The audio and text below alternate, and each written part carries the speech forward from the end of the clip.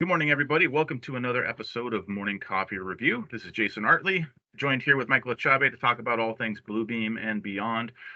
It's January 30th. It's getting close to, I'm getting spring fever already. We are just talking a little earlier about how warm it's been and how excited we are to not have as much snow, even though it's a little bummer that we don't have enough to play with, but we do have some stuff to play with today. We're going to talk about some features in review that may be underutilized or people are doing things a different way. And then we're going to tease about, not even tease, it's coming, the effect of AI and what that is going to do to Bluebeam Review. So we got a lot of talk about today.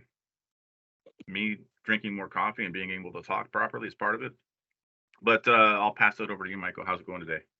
Going good. In the Grand Canyon State, we are just talking about weather. So we got some warmer weather coming up, and then the following week is going to be colder. Excited about that.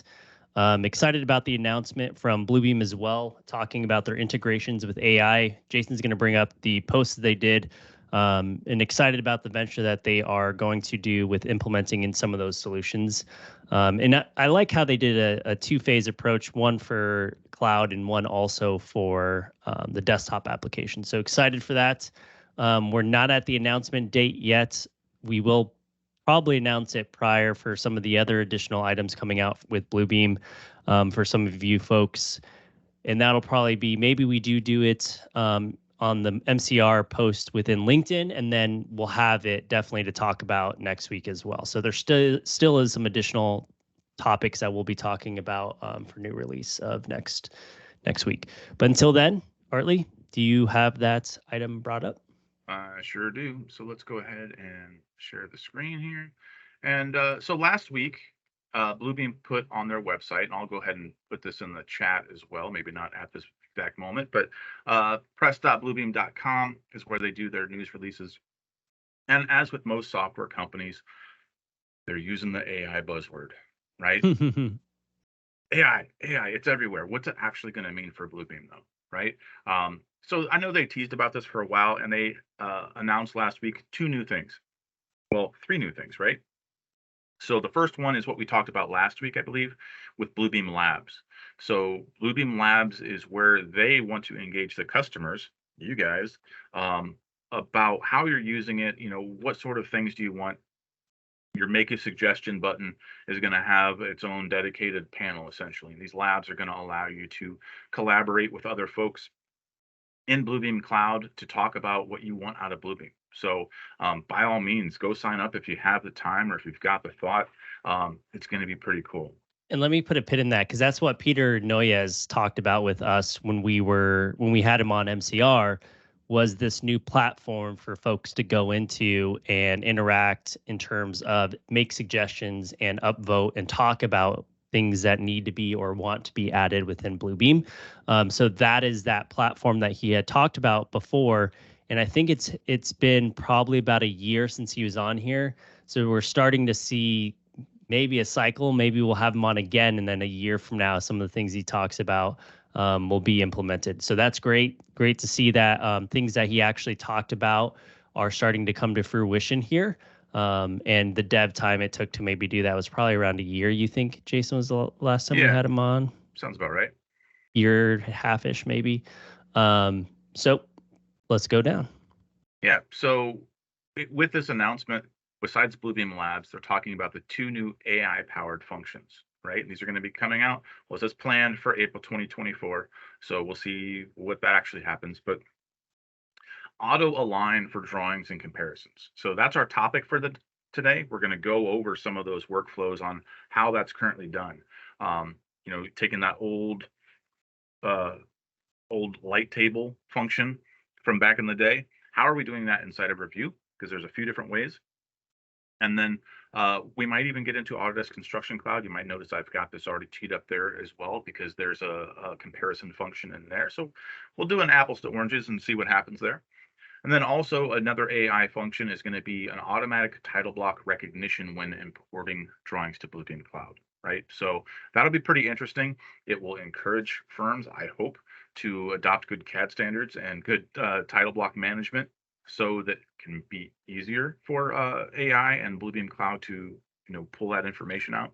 But that's another way that it's going to keep reducing errors, right? Because it's easy to fat finger a page number or title. This is going to be able to extract that right from the title block, which would be pretty cool. Yeah, I think so. Going back to the overlay feature, right? Kind of what this is hitting on is that very cumbersome click point 1, 2, and 3 if the view moved. Now, my only concern with this is that you still had it with the other overlay and compare feature. If you don't have a vector-based PDF, will it auto-align or not? That would be a question too. Is this AI working off of that metadata for vector-based PDF versus a raster? That's going to be interesting to see. I will definitely do a quick tip when that is released. But that's interesting to see that folks are still using the overlay and compare feature, and that there's 5 million clicks on that button every year. So, right, even more so, right? Because it's also, how do they know this data? They're using those features clicks, more than 5 million times a year, and each process takes several clicks in up to 2 minutes. So we're talking about a substantial time savings. And that might be something that you're using a lot or not using very often. But if you haven't used it before, we're going to, again, dive in today, play with it a little bit, get more familiar with it. That way we can actually understand the big impact of this when it does come to fruition. But it's nice to actually see some action behind the AI buzzword, not just throwing it out saying, hey, AI is coming, but this is what it's going to do. And if this points to where they're thinking about it, I think more exciting things are coming down the pipe. And I absolutely agree with Michael that we'll call up Peter and see if he's able to join us again and give us a little peek behind the curtain, because I think Bluebeam Review is due for some new enhancements. And it's only going to be better from coming out. Better off coming out. So here we go. Yeah. And I wish, and this was something that was asked when we were talking about cloud initially, right? Typically, it would come from the number of the page that you save it as, right? It would auto put that data. This is going to actually come from the title block. So you don't need to do bookmarks. I don't know yet, to be honest, but maybe that's what it would solve, right? The need to do bookmarks and then page labels, and it reads the page labels typically to number your information on in Bluebeam Cloud, and I'm assuming this is going to be replacing that need. You just hit upload. Then it's going to beg another question. What if it's raster versus vector? Is that another thing? Do we still have to do that for those types of PDFs? Because again, from a GC perspective, that's what cloud is really built upon. They can't control the way they're receiving those documents majority of the times. So if they are rasterized, will the AI still work with it? Again, questions that we'll eventually find out. Right. So additionally, on that Bluebeam Labs, it looks like the first AI function is going to be 3D drawings. So 3D drawings uses AI to position up to hundreds of 2D drawings in a 3D space. Digital origami. This is going to be crazy. So if you want to be a part of that, that link will be in the chat here shortly, and go sign up. All right. Cool. I wish there was a way to do dynamic 3D PDFs, not static. Yes. All right. So I put that in the chat. It's already in our LinkedIn group. So go back a week or two. If you're watching this in the future, you'll see that link. The title is Bluebeam Harnesses the Power of AI and Customer Passion to Drive Innovation in the Built World. So go give it a read. It's a quick one. Pretty cool. But we'll just go ahead and dive into the software now and talk more about how this function works currently. And then we'll sort of go through, the past, right? For the longest time, it's always been print out your other copy, go to the light table, tape them down or hold them over or staple them together. And the light from underneath would shine and allow you to overlay them that way. And if you move the paper out of the way, you got blinded. It was not the best time. I will admit, I don't think I've ever used a light table. I've seen one. They died out. I don't think I've ever used one. been a long in my time since I've time. seen one. Yeah. Yeah. I know some of you guys have talked about it before. Um, and I know that there's other people that might even still use them, but most of the paper full size stuff is not so common anymore. I'm Yeah, okay I with would. it. I wonder what year did that change? What year? Maybe we don't even ask the year, but yeah, because I don't recall one at all. I know, like maybe okay. So I remember using one for like drawing, but not and that was for artistic drawing, not for plant sets. Yeah, I suppose that is probably still used there in the more artistic thing, or maybe even like tattoo artists, or True. some of those other folks who are doing some of that cool stuff. But most of us in the AEC realm, man, I can't even tell you when when 7 years last ago, time I Doug. I used that.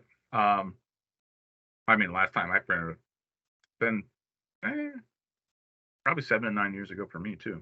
Mine Weird. was about 5.5, and that was because it was required by the architect, so we had to send it. So I had to go to. We didn't have a plotter at the office, the one that I was working at, so we had to go and print it out at Office Depot, and it was like $60 to $80 for the full set. It was expensive. Yeah, I know when I was in our Little Rock headquarters last week, I was hearing a noise. What the heck is that noise? And the actual live large format printer was in action for the longest time, and for the first time I've ever seen it since I've been in that office, and I was just blown away. I wonder Sort what of they were printing. trauma, Yeah, uh, flashbacks. top secret. So coming back into here, when we do document compare, I typically don't have anything open, but it's up to you if you wanted to go through and do that. Document compare, typically I'll do that in a batch with compare documents and then or use slip sheet, but we can do it. We're going to do single sheets here, and I'll go through and compare. So the ability to go through and compare different PDFs. This one is to revision cloud areas that are different, where the overlay feature is more of that vellum kind of printer light coming through mentality. This will actually just go through and revision cloud those difference in areas, and open that set that is new and then the old set that is not new, and give you synchronized page already open if you have these options selected. So if you want to go through and do this, I typically don't have things open, but some other people may be doing a different workflow where they have a PDF open and you can pick from the PDFs that are open as well. But we'll go through to here, we'll go to documents, and then we'll go to Bluebeam review. And I have some in my demo docs here, and I didn't clean this out after I just dragged this over from my old PDF. So this is still a little different. We won't use batch summary revisions here. So I have two different revisions. I have one, and then this will be the first one. And then your second one here, and always forget the order, which just is going to remind me so that you can all remember as well as we go through this. So I fortunately know that these align. We will do it a different way with the other one, but you can pick points. And that's the point where they're trying to use AI to expedite this situation. Because fortunately, I know that these documents in these viewports did not move. But we all know we come from industry and viewports move all the time. Details get moved around, and you need to compare those. And if you can't align them, especially if you're moving a bunch of them around, they're not just moving over a couple of inches, things are being replaced. This pick points is very cumbersome and takes time, and I don't use it. I will typically just go and highlight an area and do the Control-Shift V to go through and find the differences there as well, and do a color transform.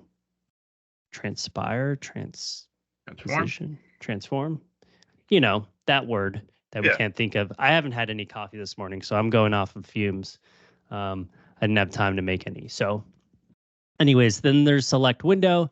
So if you want to do a select by a window of areas to compare a region, you can as well. This is split screen. So this is after it's done, is it going to split the screen? And I think document A is your revised one, but I'm not sure. We'll figure that out, which I probably will do it backwards. Turn off dimmer, so it will dim the background of it as well. Comparison type. So do you want to printed documents, same printer, print documents? That's fine. So right here is the differences. So the first one is the difference, and then it opens up so the last one is the main one. So I did it backwards. So you want your revision, your new one, to be the second, maybe. In this one, they actually had revision clouds, but typically you would want the new one to be first. Nope, second. Right. And then the old one to be first, because this is the one that should not have been here. So as we go through into here, you can look at a revision cloud, because typically you would want this would be the new one, and there may not have been a revision, but this PDF had a revision on it. This one is the old one, where the original area here, balcony, did not stretch out to 3 bays within your grid lines. Does that make sense? I think so. Because there would have been areas like this, right? This didn't have one before, and then now there. But again, whatever workflow you want to use. Looks like you're going wild in the chat and taking care of that, so good stuff there. The synchronized screen has always been in part of review. So you can always split a screen down here in the bottom left, or go up to view, and you can split from here, control number key or H or I. You have different options to split screen. And then synchronizing view, you can go to view up here, and then you can synchronize document or page. So if you want the entire document, as you switch to another page, does the other old revision switch as well? You can do that feature too. Very cool. So what's happening in the chat? Oh, just talking about some left-handed trauma from overhead projectors. And then also Isaac had the idea for AI-driven dynamic fill or Copilot for JavaScripting. So I'm sure Liz and others would be excited for that. But yeah. There's Copilot for it? Maybe. Oh, okay. Like direct it what it needs to do, maybe? That would be so cool. Yeah. And then Chris put in the chat, turn on the status bar to see the sync quicker. Yeah, so there is a status bar down here. It's not part of the Review Advanced profile, but if you go to Tools and then you go to Toolbars here, you actually can use it by hitting F8. And some people accidentally also remove their status bar, navigation bar hitting F4. So sometimes they're like, I can't see where to go to the next page. So F4 for the hotkey for that, or up in Tools, Toolbars, and then you have F8 for your status bar. So your status bar currently does have a synchronized view down here, and this is just a toolbar, because your toolbar can be docked down in your status bar. So for those folks that haven't reorganized, okay, doesn't want me to put it in the same lane, but anyone that hasn't reorganized, maybe you can't touch it in this lane, but the second lane below it. Anyone that wants to reorganize these, you can always right click and you can go customize. So if you wanted to change a lot of these out, you can easily go through and do that as well. Just being aware, so you have navigation left bar, and then you have navigation right bar. So you could add it in your navigation bar, and then you have some additional options down here as well. So if you ever wanted to customize any of these, for those folks that love using scripts, you can go through and customize this. You can go to all. Again, I typically go to all. This is kind of like using parameters in Review. You're just grabbing the parameter over and adding it somewhere. But this is like a command. So options. Bonus tips. I'll turn that off. Again, you have that option to also come up here and document and synchronize. Correct. Can't edit the status bar, but you can add a toolbar below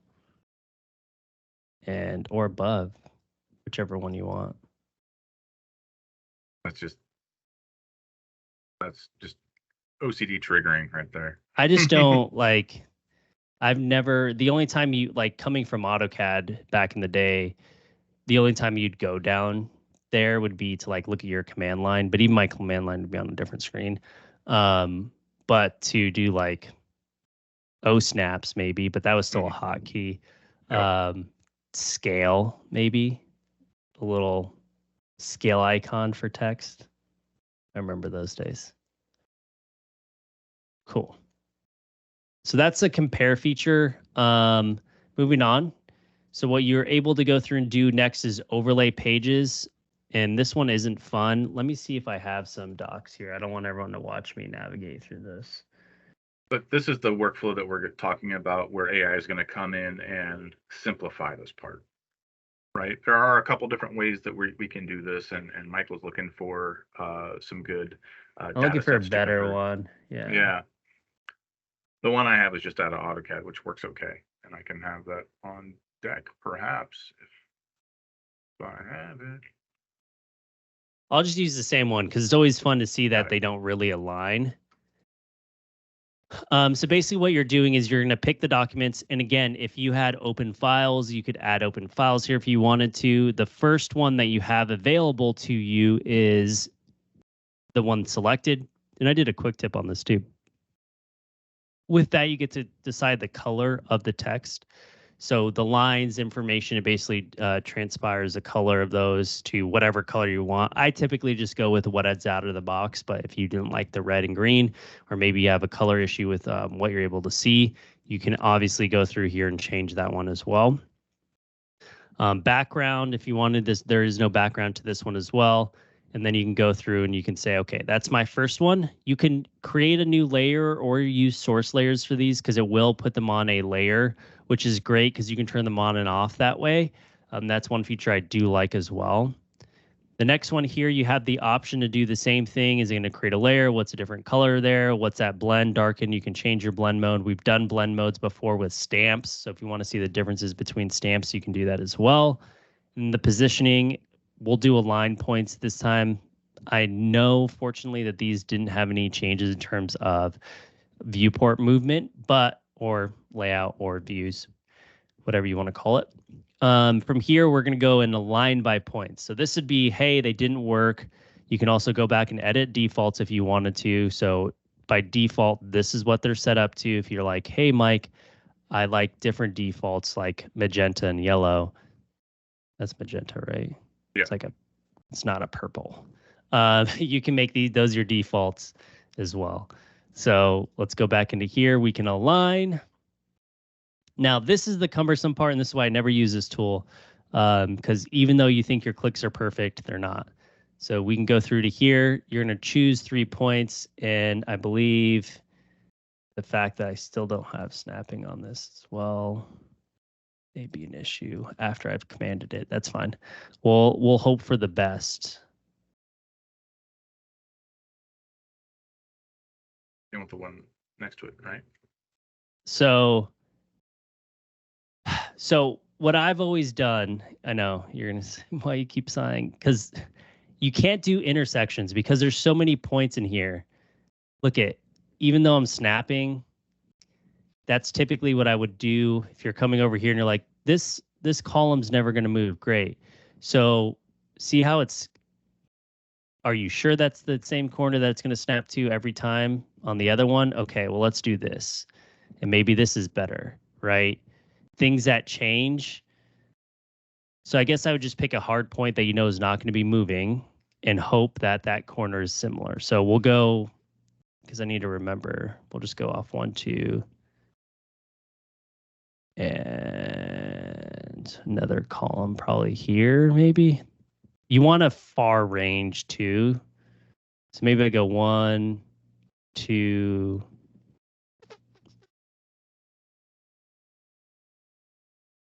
Why would you use the building over corners? Here. Oh, that's why. And you could use another thing would be like a title block, but the title block moves too, maybe. Do you trust the title block? I don't know. These are all questions, right? That typically happen. So we'll go 1 here. I'll go 1 here. And then I'll go... I'm not gonna like that. See, there's just got to find a better corner. We'll do a building corner. But what if the wall changed? Well, all right. Yeah. So there's those 3 points. You can see them 1, 2, 3. But they would not typically have aligned to what they're supposed to be at, right? Because this would have shifted. So what you would have seen would be this PDF metadata moved over to the right, and these points would not be in the same area. Fortunately, this viewport did not move. So we know it did not change in an area. Yeah, I don't have the structure file for this. I do have a structural file, and that's what I was trying to open up because I know things in there may not have moved. The other one could have been grid lines that you could have used, but what if they were stretched out and then their positioning changed for their dashing? There's a lot of different things that you can use. You just have to know the set. And what if you don't know the set? That's also another question. Well, what did actually move and what didn't? Why? How am I going to be able to verify on something that didn't? You could do a compare side by side and see what may be the same points. Those are other options too. But once you do this, you're kind of out of luck. And you could do this in a full set too. So like if I would have misclicked there, right, you could go and realign all over again, but you can't change the 1 point that you need to change either. So I stayed away from this tool. So this one worked, right, in terms of positioning. And I would definitely use disable line weights if you're able to. This is that ability to see the differences between the two PDFs here. So typically what you're able to go through and do is you're able to, if you wanted to, if you don't remember, that was a lot of twos to twos to twos. But if you wanted the ability to, you can go through and look at your layers here and you'll see them. And that is that turn off. What happened to that first one? Turn on the second one. Right. And in the chat, they're talking that red and green work really well for contrast. If red and green don't work for you, you have that ability to change, which Michael showed with those defaults.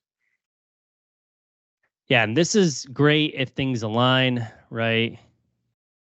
But if they don't align, you're in a sticky position for that, right? Like if you messed up that click by click by click, have fun going and redoing it.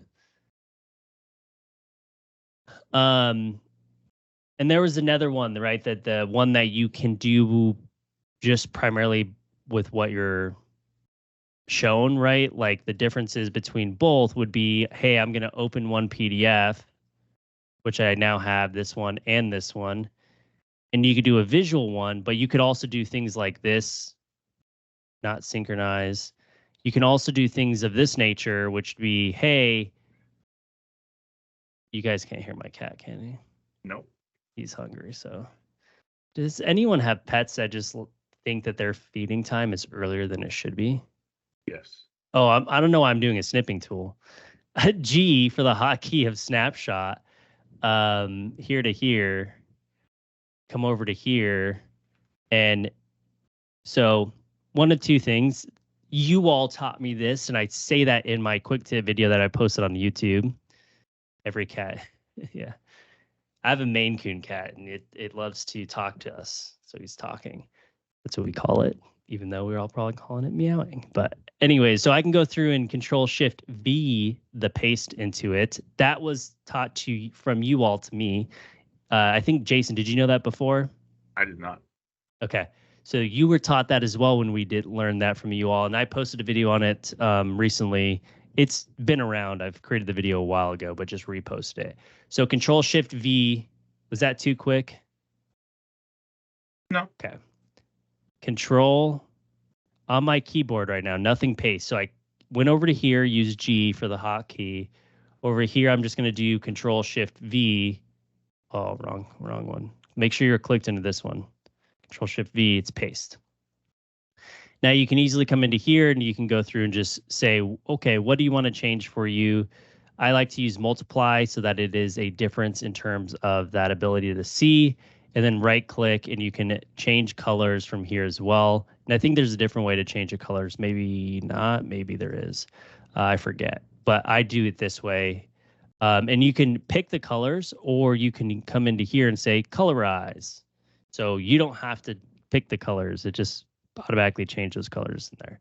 So this is a great way for you just to quickly do this to see the differences of an area that you choose. You could do this for a full PDF if you'd like as well. From here, you can go to your thumbnails. You can right click, copy pages. You can come over to here into this copy pages as snapshot. I almost messed up. So from here, then you can right click and then you can paste. You could do again, Control Z, Control Shift V, right click, change colors, colorize, or pick your colors. You choose the way you want this to work. And the benefit of this is even if you did the Control Shift V, right, and it didn't go in the same spot, this you can just let me move. And let's have some. Does everyone remember when we used to wear those 3D glasses? Yep. I remember that because what was that movie that used to come out that was like the first 3D movie that we had? Oh, well, I just saw. Your 3D movies were different than mine, my friend. Well, no, because 3D movies came out around the time that I watched them, and I think they're probably the same ones that you had. Oh, there's been some. I'm talking like the blue and red glass, like yeah. We used to read like the plastic blue and red before they came out with the clear ones that were nice and felt awesome to wear. Yeah, there was 3D movies in the 50s, but I think the first one I remember was there really 3D movies in the 50s? Yeah. I'm Googling this. Yeah, there we go. Talk about rabbit holes. But I think the first 3D movie I remember going to with my kids was Spy Kids 3D. That's what it was, Spy Kids. Yeah, that's what I was trying to remember. Yeah. Spy Kids was the one that I first saw was 3D too. So 1992, 1922. It's crazy. Over 100 years ago? That's madness. I would have never guessed. That would have been a good trivia question for you trivia folks. But anyway, okay, rabbit hole. Put it away. I just can't. I can't put it away now because all right, I'm gonna go to that squirrel. Okay. So from here now, I can drag this to an area. Again, you have that option to move this around, and we could go 3D. You can use Tetris with your arrows if you wanted to. You can, again, use Multiply if you wanted a difference in terms of how this is going to look. You don't want screen. But that's one way, right? So you have those options you have multiple options, which is great. You don't want to be stuck doing one specific thing within your workflow that may not work for you, and there's no other options, right? So there are 3 different options, maybe 4 or 2 if you want to just visually split screen, to go through and see the differences between an existing set or not existing set. Right. So in the chat, there's some talk about, you can also combine the document compare and overlay feature by using the export-import markups as well. And then Jared wanted to add a little bit more color. You could even export the clouds and then just bring the clouds in too. Yep. Without using the overlay or compare, just by importing the markups. So that could be a unique workflow as well. Like we're on version 7 of the different ways to go through this workflow, and this is what AI is going to help us with. Should be pretty cool. Yeah. So for those folks that didn't know, at any point, let me go to the new set. At any point, you can come into here and say, hey, let me grab my markups from another PDF. So if I go to my demo doc, man, it's early. I haven't had a coffee, so I'm trying to remember where I put things in here. Is there comments? That would just make sense. Joy? There you go. Import comments. It was there. Where? Just hit I. Oh, thank you. Okay. Why am I denying myself coffee? I use a French press, or sometimes I'll use the AeroPress that Mr. Artley gifted me. I just didn't have time to boil water today, and I wanted to jump on early and talk with my good friend here. So anyways, full circle back. You can import comments or markups from another PDF. It can be from an existing PDF with markups on it. It does not need to be the specific export file type that you can do from markups list export. So from here, this is from the PDF document, not from that specific export file. which you can do here, which is markup export. Do they give me an extension? It just says type. Yeah. Okay. So we'll go and say open. So this one's going to be from the PDF open. And these are the markups made originally from that PDF set to update specific items. Add door. There's a door. There's a revision where that door was made. See landscape sheets for planter details. There's no planters here. Something should have been made, right? List goes on and on and on. So. Yep. So this is really handy for sort of QA QC, right? Would you go through and make sure things have been checked off and then go things like that? This isn't what you would use for necessarily comparing documents, as in you just got a new plan set from your MEP contractor or designer, and now you need to see if it all fits together. That's where this workflow is a little bit more realistic. Right? Yeah, and you could do like an overlay to do like a PDF kind of coordination to see if there's going to be some constructability issues and kind of highlight. But it's not like a 3D view, and that's what we're going to talk about too within ACC, some capabilities, because that's what we're here to talk about, all software and Bluebeam. But before we go there, there's a question. When you imported those markups, did the status come with it? And I think we tested this last week when we were talking about statuses. Oh, the status is preset. I've never done that. I can do that. So let's just do Control Z. We'll go File, Open.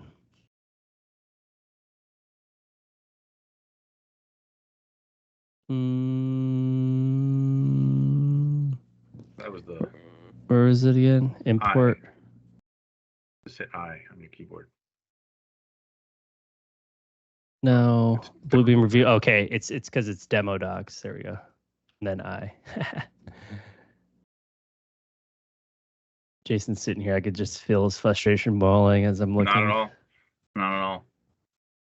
Okay, so accept, save. And then over here, from here, let's import those back.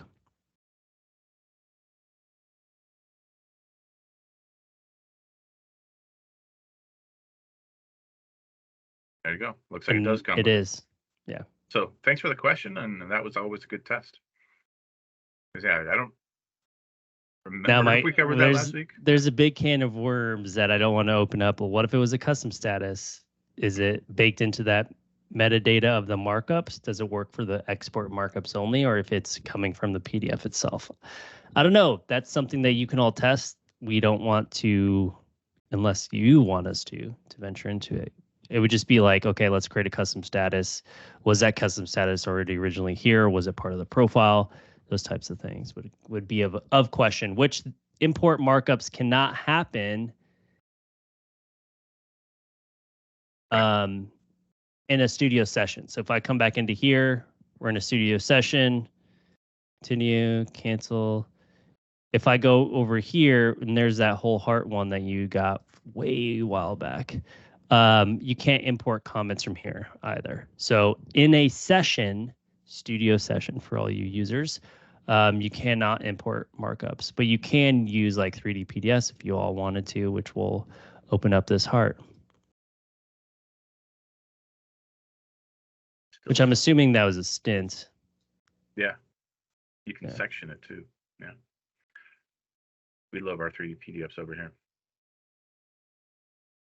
Yeah, they 3D print hearts. So my father-in-law is a pediatric cardiologist, and he was telling me that they 3D print hearts to show the patient what their heart looks like and the issues with it. It's pretty cool, huh?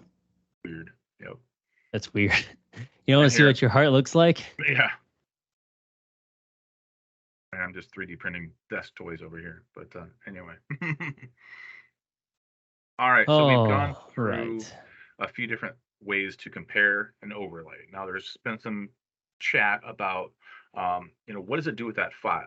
So you'll notice that in that overlay file, it actually created a third separate file that had those differences in it. It's not changing either of the first two, right?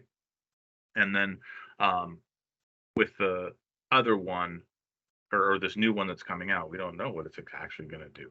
Will it still create the third option, or will it give you the ability to either integrate or slip sheet or something from there? That would be another, Do you think it's step in the process that would be cool.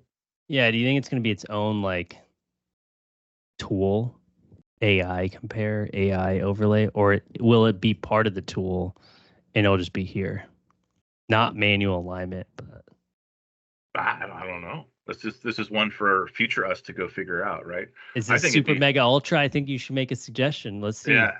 What do you I think it's think going to be? I think it'd be cool if it would just know what the best one is. If it detects comments or clouds, then it knows to do the overlay or compare and just use the right tool for the job. So Mm. I don't know, because when you do that compare, it automatically puts that cloud around that, and it puts that cloud in the markups list for you. Um, it'd be kind of neat to have it figure out which one would be best. But Yep.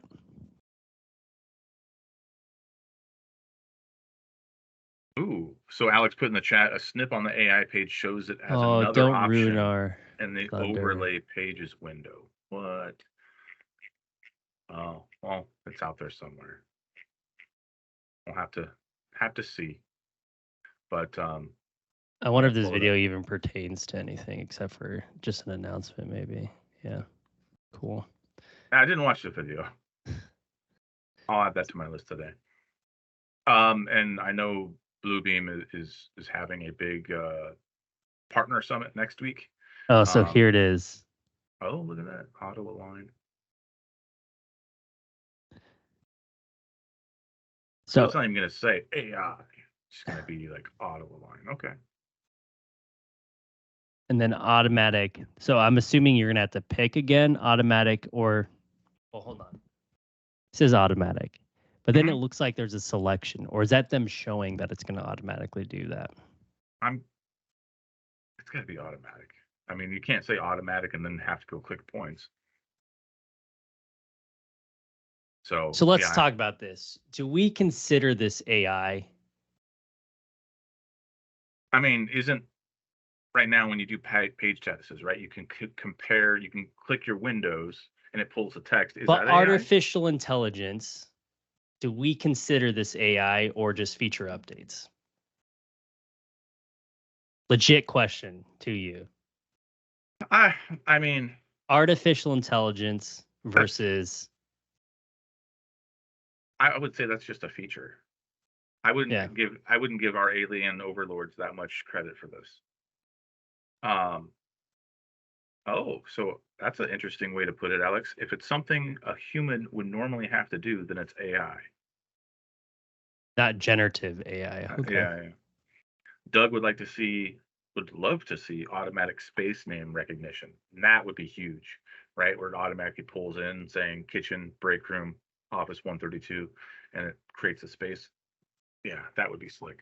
That seems easy enough, right? Because the underlying tools are already there um, for text recognition and OCR and all that. So that one should be, again, easier to implement. Where I'm not a Well, programmer and I have no idea, nor do I make any claims to know what Bluebeam is doing outside of what they put on their website.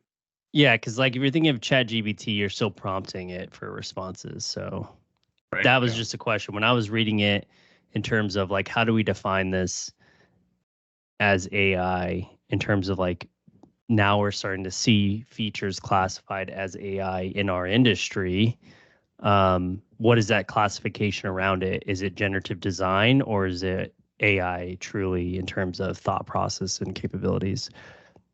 It's just a thought. I'm not saying which one it is or isn't, but it's fun to think about when our day and age because it's a huge evolution of our time to think about. Absolutely. Pretty cool. All right. uh, there's jokes about the Holiday Inn Express. I miss Yeah. those commercials.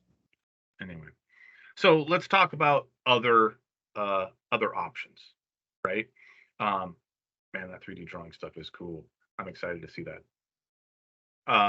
But moving away from Bluebeam, how? So we started talking about the light table, right? Back in the day, you'd print out 2 sets of drawings, 2 sheets of drawings, and lay them on top of one another, put them on an actual, light device on your table that would light from the bottom to allow you to see what the differences are, right? And then we opened up Bluebeam Review and used both the compare function and the overlay page function. And then we talked about the AI that's coming from there. What else is out there? What other tools might be at your disposal to help with this? And there is a function within Autodesk Construction Cloud that can do this as well. Now, why am I talking about Autodesk Construction Cloud? Because Bluebeam Review is only going to give you a PDF, right? It's only going to allow you to work with PDFs for comparisons, not Revit models, not AutoCAD drawing sheets, not Civil 3D models, not anything else, right? So there are some functions in Autodesk Construction Cloud, which many of you already have access to, which can do this in as well. Docs. If In you Docs. have, if you have an AC collection, you have access to Docs. But this is just one off a PDF set. We'll talk about the ability to go through and do this from a model view. But yeah, you can do this with the sets that have been published from your design set. And it's just a compare feature. So this is the result. I'll just show you what in terms of how you can quickly go through and do this. So just clicking on the model itself, you're able to use compare up here at the top right. It is different than BIM 360. If I remember correctly, BIM 360 is down here in this bar. I haven't been there in some time in that platform. But again, coming into here, you have the option to pick what version you want. So let's go to I think I went to version 2 all the way down there because there wasn't really many changes on this one. But if you go down into here, you pick the version that was published, and you can pick your 2D views. You can see 2D or 3D, and then I'm going to specifically say, hey, here's the third floor plan here versus okay here. And we're going to go down to that third one as well. And then we can compare these two from here. Same thing with 3D views. So instead of going into here, you do have the option also to do the same thing. And there's a bunch of issues in here because we demo this all the time, and I probably should go through and start solving these. But what you can go through and do is do a compare from here, and you can do it again from the 3D view as well. So if you wanted to go through and do this, I typically just select the one that's this. I know it's a level. There's going to be a ton of differences, but that's why I do it intentionally. So as you're in here, there's seeing how many are added. If you have too many things that were added between each version of publishing, you can always download a copy of this because it's not going to show you a quick list result of them. And then you also have the option to see modified as well, again, in the ACC platform in terms of model views and what has been published. I don't know if I've done the compare on my phone, but you can bring up the model on your phone and tag issues. Yeah, I haven't done compare on my phone either, but that would be a neat test. But what's built into ACC is that version history that Michael showed you, that version 16 versus version 3, and that's also going to work for PDFs, right? Now, when you're comparing PDFs, do you have a PDF within ACC? Because if you don't, I've got one fired up. Yeah, you can take it over from here. All right.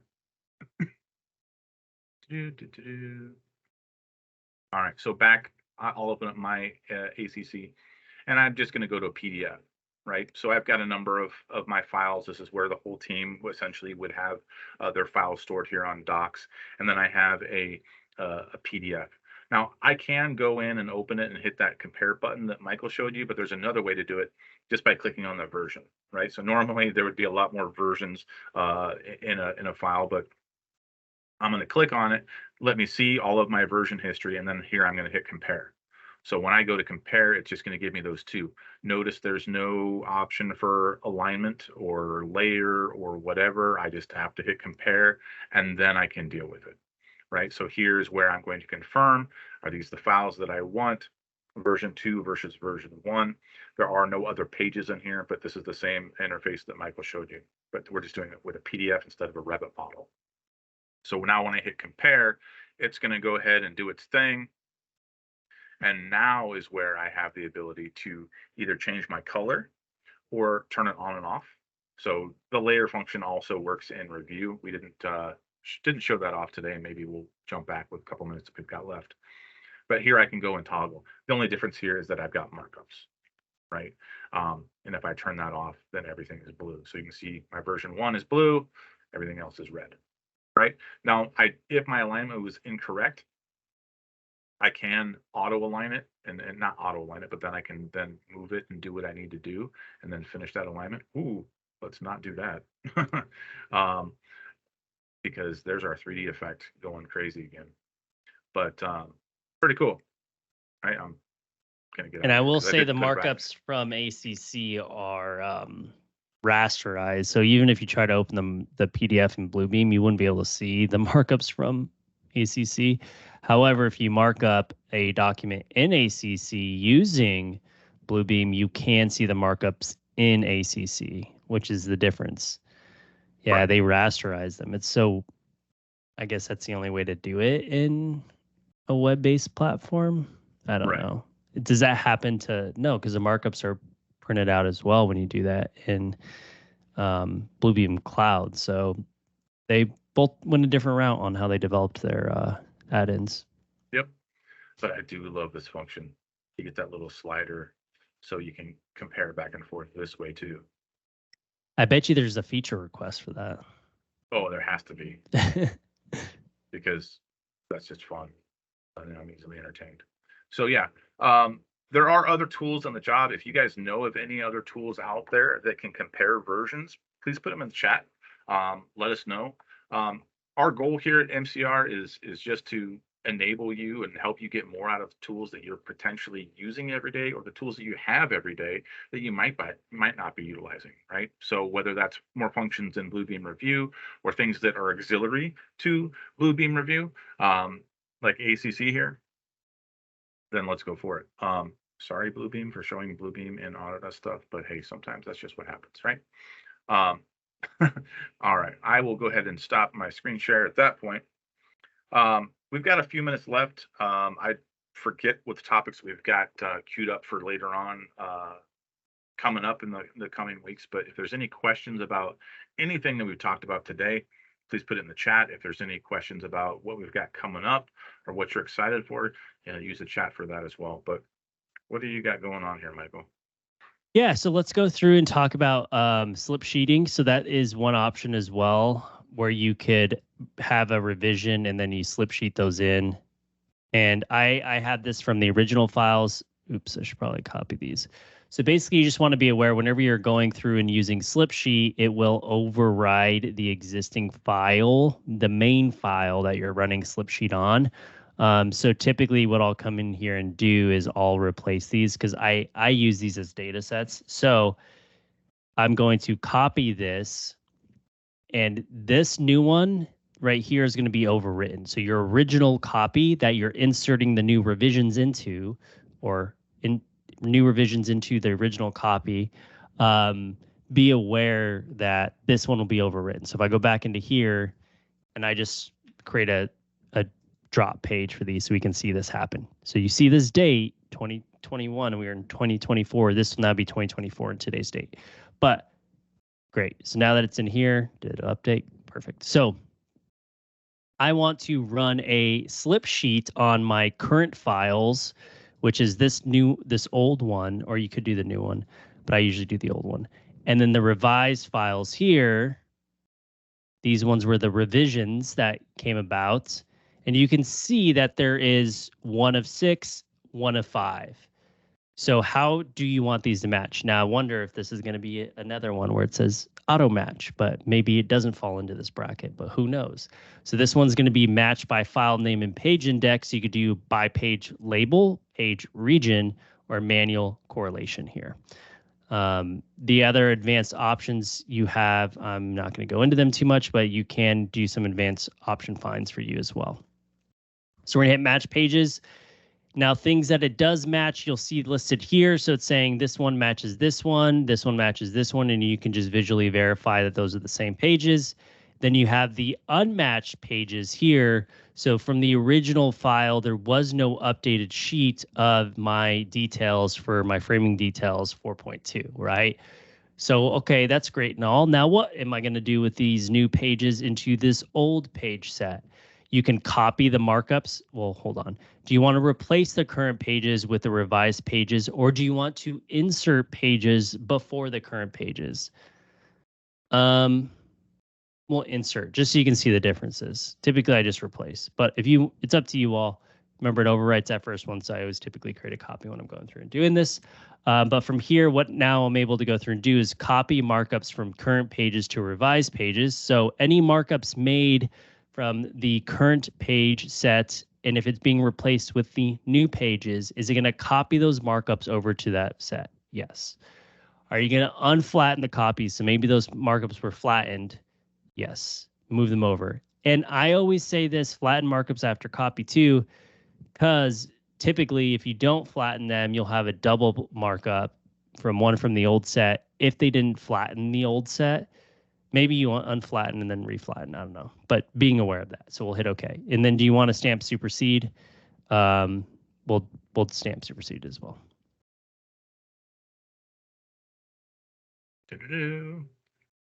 Create a detailed report. That's fine. I usually do this just so I can go through and see the original page here, so I don't have to click File Explorer. But we'll go through and look just so that you can all see that newly updated one here. Today's date. So here's and maybe we split screen here and it's not synced. So first page, now we have our new first page. Oops, sorry, beginning. So first page, page 1, page 2, and then going down. That's the same page. We'll go to the next page 4, so superseded S1, S1. So it just depends. I mean, if you go through and look here, you'll see all of them built out. And for all of us, that's what I probably need more, but there we go.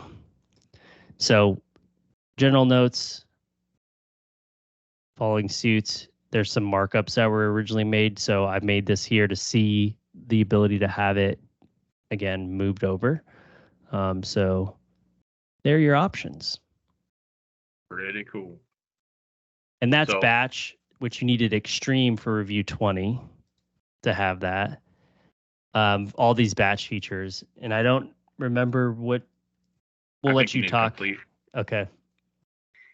Does it say you talk and I'll look it up?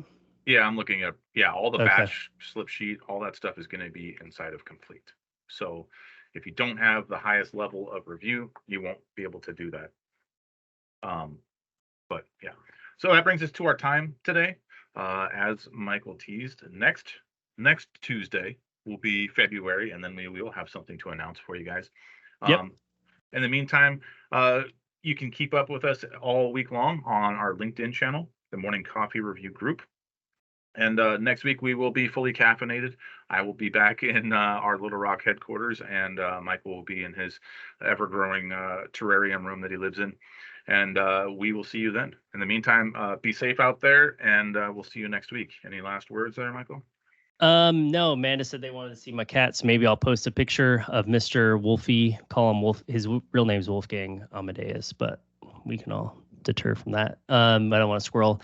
And I'll post one maybe in the MCR chat. So thank you all. It was fun, and we look forward to seeing you all next week. All right. Take care, everybody.